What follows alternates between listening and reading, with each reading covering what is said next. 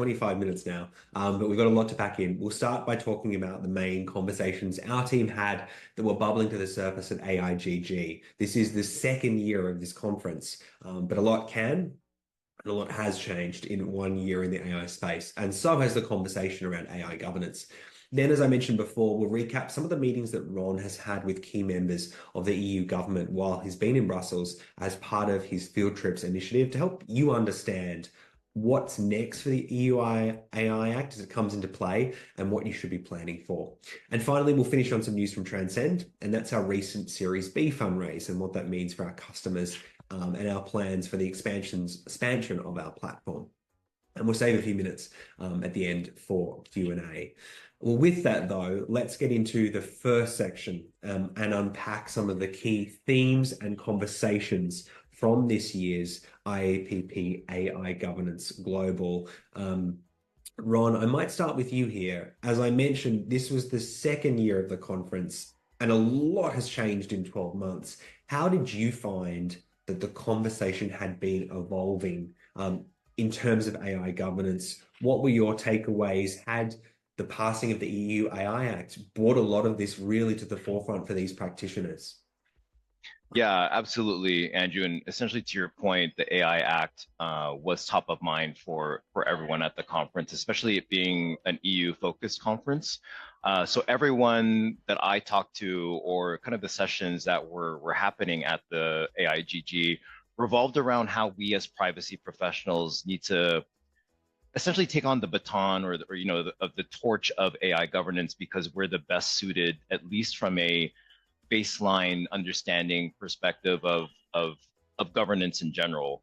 So there was a lot of talk around, the fact that we do need resources and budget and people to support our existing privacy programs so that we can actually go ahead and attack or address AI governance. So lots of really interesting discussions around how we can up-level our just broad knowledge around AI. So obviously the IAPP has come out with a new certification called the AI Governance Professional certification.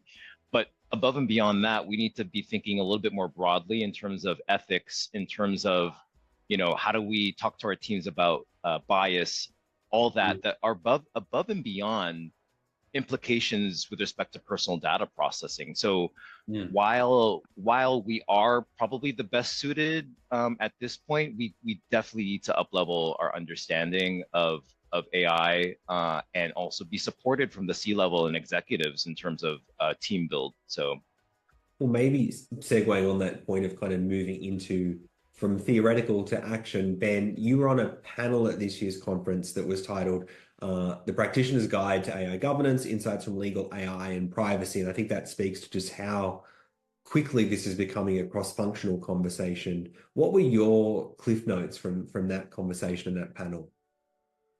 Yeah, so first I would echo that, Ron, that privacy pros are owning AI governance.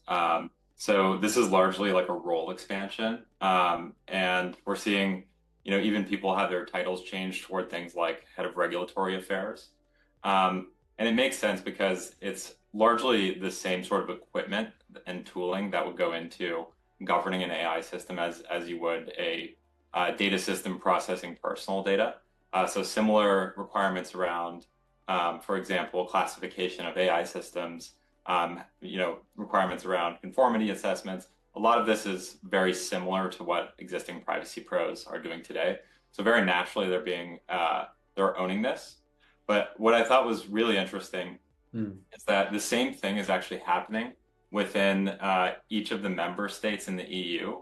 The regulators for GDPR are also competing to become the owner of AI regulation. So they have to be sort of crowned with the role of regulating under the EU AI Act as well. And so what they're doing is basically enforcing GDPR with respect to AI systems today. And so there's very much like privacy risk right now, in particular around AI systems. So that is a target for existing member states' data protection authorities. And typically what we're seeing is a lot of cases around things like, do you have a legal basis for processing this data? So if you have a training set, or if you are, a model deployer, and you have some sort of embeddings models, and you're dumping all of your personal data into this like vector database, for example, do you have a legal basis for that? Because that's now a new use of personal data for all these new applications. So we're seeing a lot of that. We're seeing a lot around transparency. We're seeing a lot around subject rights. So data subject access, erasure requests, for example, a variety of opt-out choices that are reasonable and expected. And as we know, since most of the time legal basis is coming from consent, how do you honor a withdrawal of consent for something like using your personal data to be trained on? We're seeing just a ton of existing current risk around AI systems with respect to GDPR and privacy law.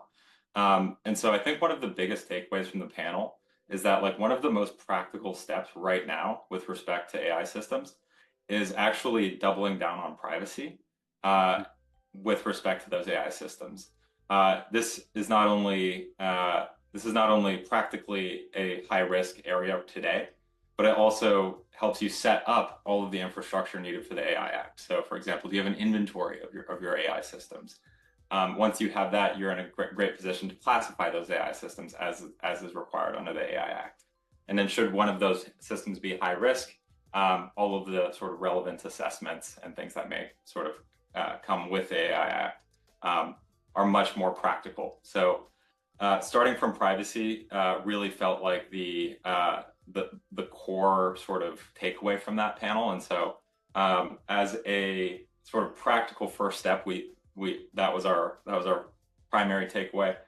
And then I would say the second part is really thinking about the technology that you need to actually govern an AI system. So these are very brand new like pieces of technology within our businesses, and there's very little technology that is there to govern those systems yet. And so thinking about what are the actual technical measures that you can put in place around these systems to set guardrails and ensure that they're not doing things outside of your own corporate policy, which is of course aligned with regulatory requirements. Mm-hmm. And so those are technologies that are being built today. It's one of the things that we're building today. And that is a little bit more of a forward-looking thing that will be kind of step two, I would say. It sounds like I think the big takeaways that you mentioned there is, I think a lot of practitioners will welcome even more reasons to invest in maturing privacy programs, and that is just this incredible pace of innovation on AI.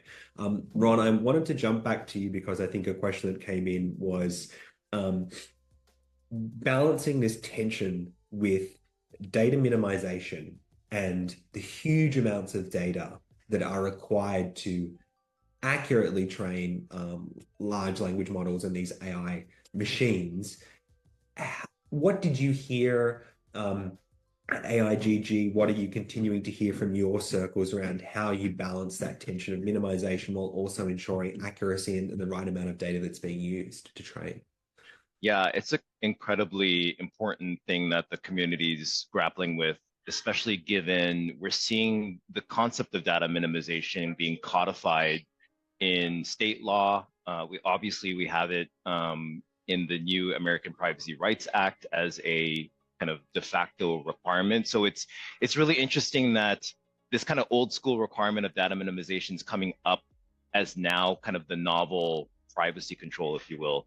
So that being said, definitely something that companies need to keep in mind. How do you actually respect this concept of collecting only what's necessary, only what you need for a specific purpose, to actually balance that with the need for just terabytes of data to train AI systems? It's definitely something that I don't think a lot of people have an answer to. One of the responses that I got while doing one of my On Trend with Transcend videos, when I spoke to Jan Padova, who's a partner with Wilson Sonsini, he said one of the approaches is to actually maybe take a look at the outputs and make sure that maybe there are controls in place to minimize the outputted data to ensure that it's not, disclosing or divulging any unnecessary personal information. So there's definitely some approaches that we're considering, but it's a conflict that is definitely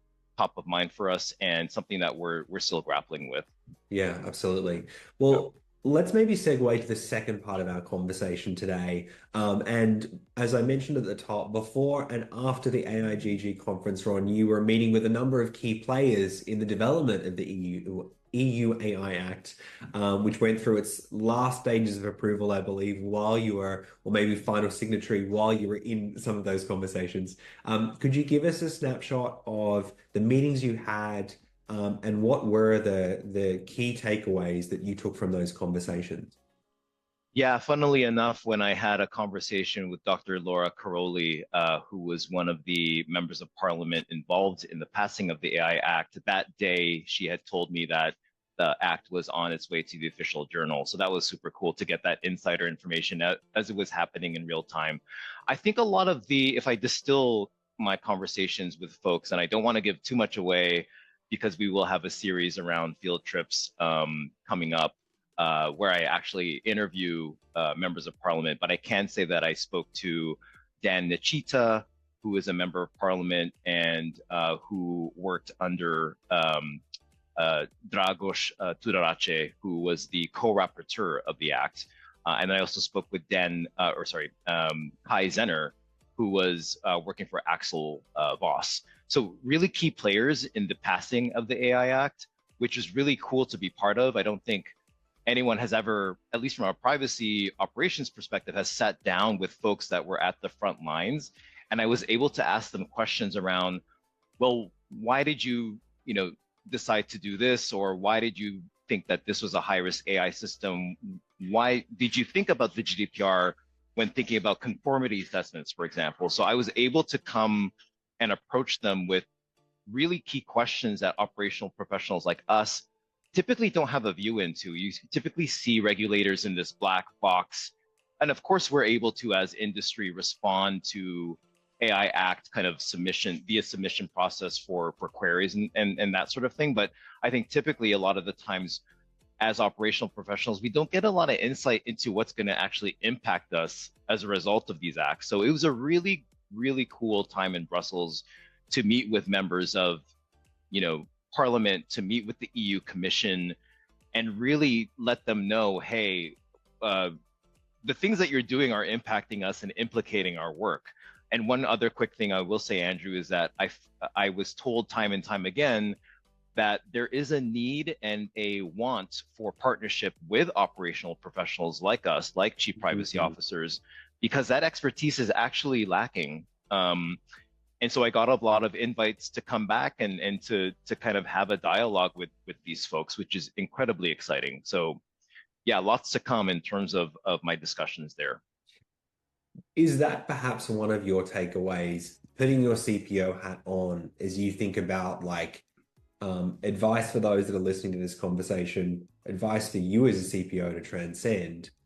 What did those conversations leave you with about the enforcement of the EU AI Act, and that it may be the development of the next wave of the conversation is actually going to be quite collaborative, and that's an opportunity to your point?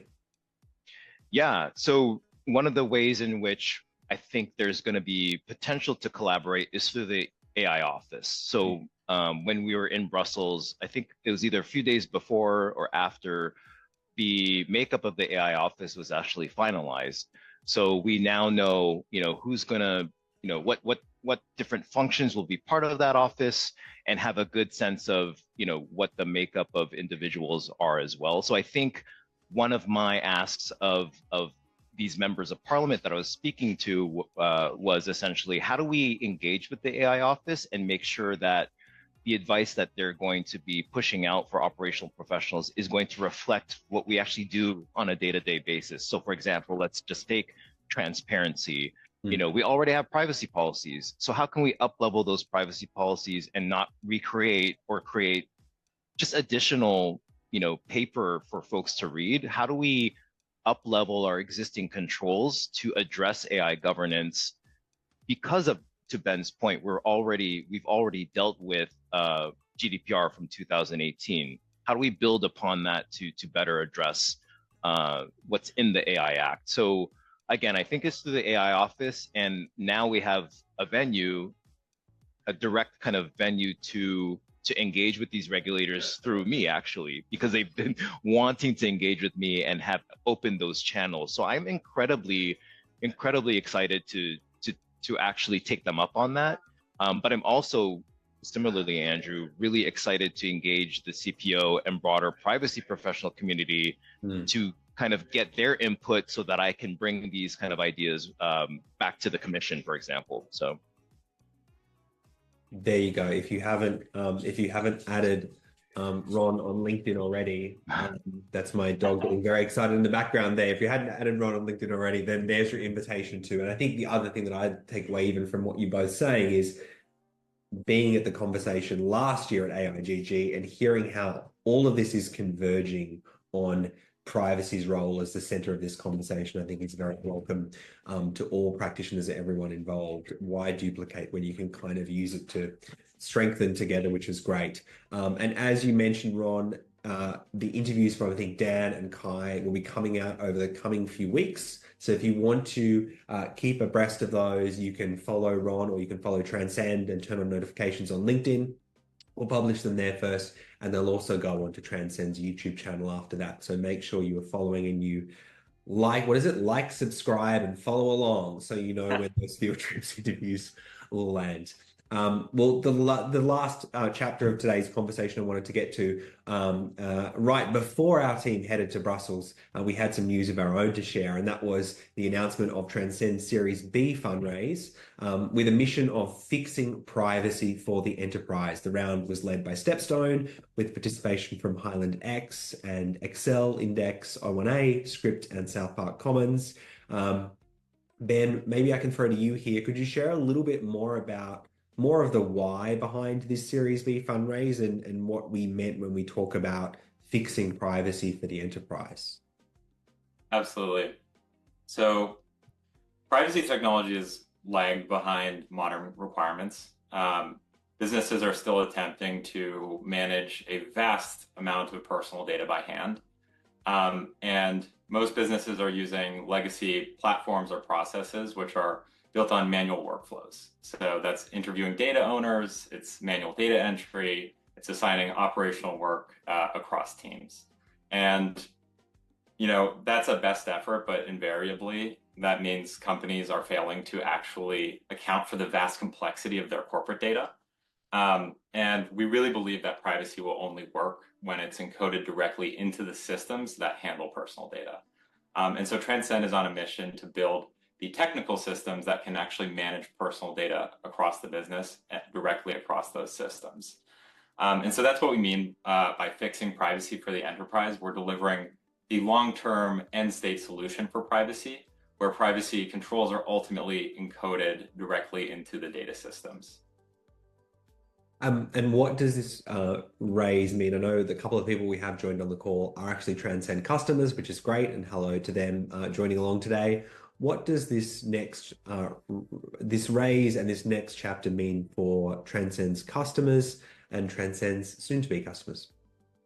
Yeah, so well, this means we're going to continue to invest deeply in product which simplifies privacy compliance, and additionally prepare our customers to meet the new regulatory wave in AI. So on the AI front, we've been quietly building a technical AI governance system, such as Pathfinder, which is able to intercept AI communications and actually set guardrails on the inputs and outputs of those AI systems. So this is a super important long-term technology for AI governance. But it also just means that we have a significantly higher capacity to serve. So businesses have been banging our door down for a next generation privacy solution.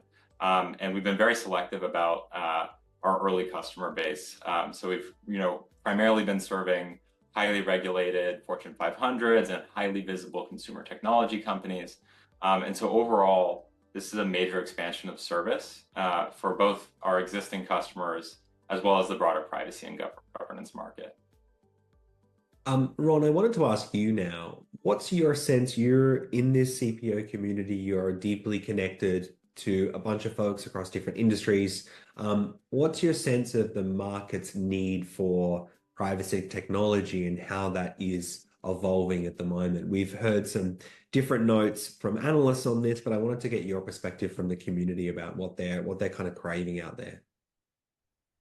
Yeah, first of all, I'd say that companies that have a mature privacy program are already engaged with privacy tech or are definitely thinking about it at this point in time. I don't think you can have a mature privacy program without a privacy tech provider like Transcend helping you out, because again, we have a patchwork of at least, I think from today's count, 20 different state privacy laws. We have the emerging AI Act.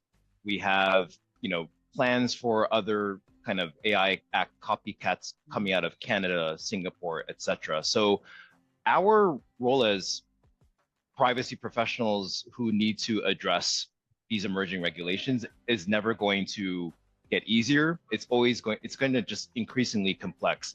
And to Ben's point, I think folks are looking for an end-to-end solution that is more plug and play, less manual, more derived from data that's being identified through automated means, for example, that feeds into ROPAs, that feeds into your assessments. They're tired of point solutions that can only do one thing and not integrate really well with the rest of the suite of tools. So what I'm hearing from the industry is that they're looking for a solution that can do this, and obviously Transcend has a platform for that. So yeah, that's right. Well, I wanted to thank you both for jumping on today and sharing your insights from Europe. Ron, I'll be watching to see where you land next. I feel like every day I log in and you're somewhere different in the world. So we'll be excited to see where insights come in from next. But with that, we'll wrap up today's conversation. I want to thank everyone that joined here or watched the live stream that was going. We'll post a recap of this conversation over the coming days so you can catch up. And if any of these topics piqued your interest or you'd like to learn a little bit more, you can reach out to Ben and Ron on LinkedIn's probably the easiest way. Or if you'd like to know a little bit more about Transcend, you can reach out at transcend.io. But for everyone else, thank you so much for joining today. It was a pleasure to have you here in the conversation and enjoy the rest of your Thursday. Thanks so much. thank you all. Thank Bye. you. Thanks, Ron. Thanks, Andrew.